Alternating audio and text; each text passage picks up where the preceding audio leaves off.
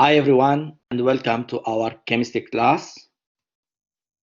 For today we are going to talk about we are in week 10 class 2 and our learning goals for this class. We have two main learning goals. The first one, we want to compare moles and atoms or molecules. The second learning goal, we want to use the molar mass to convert between moles and grams. For any chemical reactions as carried in the laboratory, for example, we need to use quantities. So, for example, let's look to this reaction and let's compare how we are going to use different quantities to represent this reaction. We have nitrogen gas react with hydrogen gas to give ammonia gas. So we said that we have to write the physical state beside each items. So we can say that I have one molecule of nitrogen reacts with 3 molecules of hydrogen gas to give 2 molecules of ammonia gas. Or we can say that if I have 1 mole of nitrogen reacts with 3 moles of hydrogens to give 2 moles of ammonia gas. And we are going to speak about the moles now. Or we can use the mass. So how much mass we can use from nitrogen reacts with the masses of the hydrogen to give me the grams of ammonia. So the mass will be in the gram. But what is the mole? If we look to this picture, we will say that if I have 12 eggs, I can say that we have 12 eggs, or I can say that I have 1 dozen. So when I hear 1 dozen of eggs, that means that I have 12 eggs. If I say that I have 1 ream, that means that I have 500 sheets. If I look here to this picture, when I say I have 1 gross, that means that I have 144 pencils. If I say I have 1 piece of cans, that means that I have 24 of cans. In the chemistry, because we are dealing with the small particles such as atoms or molecules or ions, we are counting them using a unique unit. It's called the mole. So the mole is a unit called Avogadro's number. And that represents this number, 6.02 times 10 to the exponents of 23 items. So when I say 1 mole, I mean that I have 6.02 times 10 to the exponents of 23 items.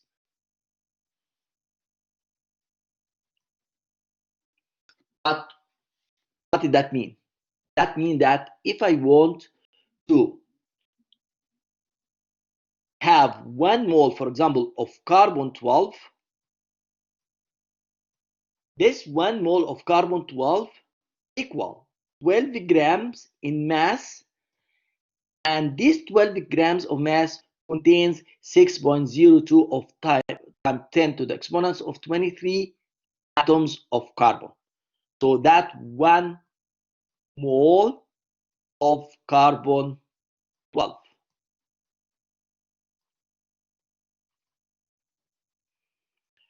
This number is the same regardless of the item. So whatever it is, atoms or molecules or ions or electrons. So can you see the same number, however the item is? So if I speak about 1 mole, maybe it is atoms or molecules or ions or electrons. Also, this number is the same if I'm dealing with different elements or different compounds. So if I'm speaking about 1 mole of aluminum, this is the same number of atoms of aluminum. Also sulfur is the same number of atoms. If I have 1 molecule of water, that means that if I have 1 mole, that means that this is the Avogadro's number of molecules of water. If I'm speaking about vitamin C, this is the same number of molecules of vitamin C. If this is ionic compounds, we say this is the same number, but we say it's formula unit of sodium chloride. But why we are using the moles? What is the significance of using the moles? What is the purpose of using the moles? Actually, it is better, like, instead of saying every time we are using this number to write this number, so we are going to use, I'm using 1 mole. Look to this picture. Here we have 1 mole of helium, 1 mole of water, 1 mole of aluminum, 1 mole of copper solid, salt, sugar. But the question is, why we don't use the grams, or why we don't use the nanograms, kilograms? Why we are stick with the gram as a unit? The simple answer is that the mole gives us a consistent method to convert between atoms or molecules and grams. In another way, we can say that the mole is a mathematically convenient unit between the atoms and the grams. So how I'm going to use that in my chemical equation, that what we are going to learn about. So now till now, we understood what is the meaning of moles, what is the meaning of moles, and how it is linked with the atoms or molecules. And as we said that 1 mole contains Avogadro's number of items. Now we are going to talk about how we are going to use the molar mass in my chemical equation. When I look to the periodic table, I will see that in the middle we have a symbol. For example, this is the sodium, and this is the atomic number, which is the number of protons, positive protons inside the nucleus. And below we have another number. This is a number, it contains digits. This number is called the molar mass.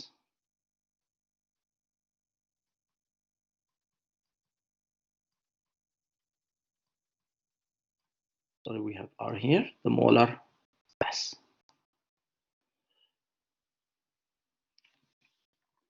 And it tells me that if I want 1 mole of sodium, this 1 mole of sodium has a mass of 22.99 gram of sodium.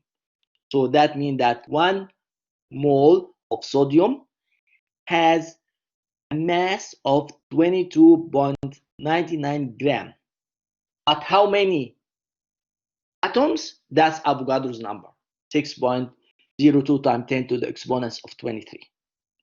Let's have another example. The carbon,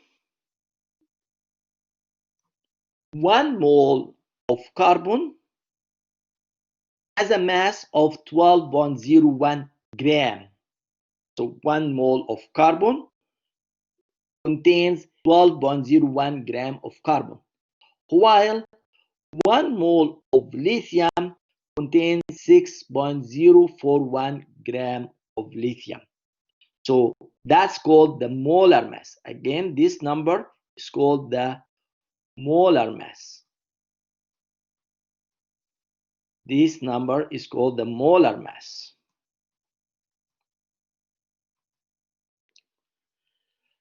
Let's have an example, practical example. For the reaction between iron and sulfur, iron solid and sulfur solid, we have 2 molecules of iron, or 2 atoms, because each here the molecule is 1 atom. So we have 2 atoms of iron react with 3 atoms of sulfur to give us 1 molecule of iron 3 sulfide. But how I'm going to do that in the lab practically? To do that in the lab, I will say, okay, in this reaction, I have 2 moles of iron reacts with 3 moles of sulfur to give me 1 mole of iron sulfide. Then I will check in the periodic table. I will check for the molar mass. This number tells me that 1 mole of iron contains 55.85 grams of iron. But I have in the reaction, I have 2 moles. So I will multiply this with 2. So I will calculate 111.7 grams of iron. And I will look to the sulfur. I have 3 moles of sulfur. If I check to the periodic table, I have the molar mass. These numbers tell me that if I have 1 mole of sulfur, that contains 32.066 grams of sulfur. But I have 3 moles. So I will multiply 3 with this number. So it will give me the number of sulfur that I'm going to count.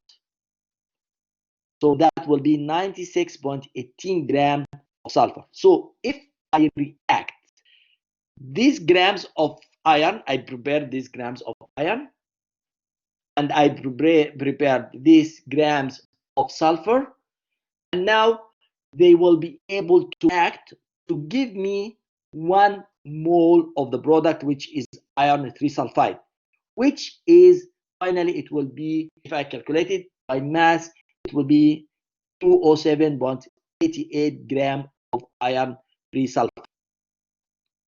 So now we covered the 2 learning goals for our class today. And also for our class, we are going to go to in-class participation activity number 2. What I want you from you today, go to the weekly learning material, week 10, the handout, and try to go to this link and follow these instructions and practice on part 1. Try to practice on part 1, while part 2, we are going to do it together in the class for tomorrow. Thank you and see you in the class.